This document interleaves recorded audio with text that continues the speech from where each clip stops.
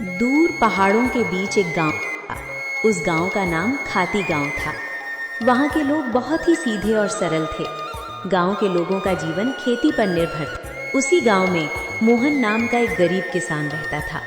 मोहन के परिवार में उसकी बूढ़ी माँ सरस्वती देवी, उसकी पत्नी विमला और उसका 5 साल का बेटा दीपक था। मोहन के पास थोड़ी सी जमीन थी जिसमें वो खेती करके अपने परिवार का पालन पोषण करता था। उगता हुआ सूरज दुनिया के लिए रोशनी लाता है, पर मोहन के लिए ये सिर्फ एक और दिन की जद्दोजहद लेकर आता है। फूस की छत से छनकर आती रोशनी सीधे उसकी बीमार माँ के चेहरे पर पड़ती है। मोहन, आज दीपक को क्या कहूंगी? कल रात उसे बहलाकर सुला दिया था कि सुबह उठते ही गर्मा गर्म खाना मिलेगा। अब वो जागने वाला है, चूल्हा ठंडा पड़ा है और मेरी ममता लहूलुहान हो रही है।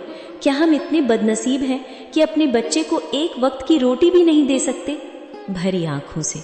बिमला, तुम्हारी ये खामोश सिसकियां मेरे कलेजे को चीर देती हैं।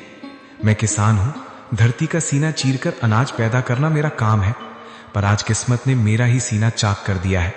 जमींदार के चक्कर काट काट कर पैर के जूते घिस गए, पर वो उधार देने को तैयार नहीं। पर हार नहीं मानूंगा, आज फिर जाऊंगा।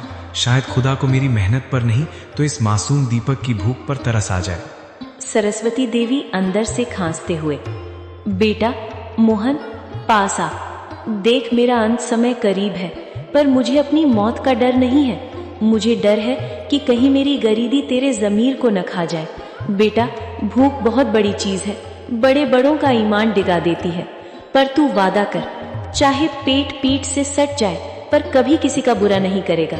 भगवान की लाठी बेआवाज होती है, पर चोट गहरी करती है। माँ, आपके संस्कार ही मेरी पूंजी है। मैं खाली हाथ लौट सकता हूँ, पर कलंकित हाथ लेकर इस घर में कदम नहीं रखूंगा। मोहन जमींदार के घर चला जाता है। नंगे पांव, फटी हुई कमीज और आंखों में उम्मीद की आखिरी चमक लिए मोहन जमींदार की हवेली के बाहर खड़ा है। सूरज की तपिश उतनी नहीं चुभ रही थी जितनी पेट की भूख और घर में बीमार माँ की कराह चुभ रही थी। जमींदार साहब एक आरामदायक कुर्सी पर बैठे हुक्का गुड़गुड़ा रहे थे, मानो मोहन का दुख उनके लिए कोई मनोरंजन हो।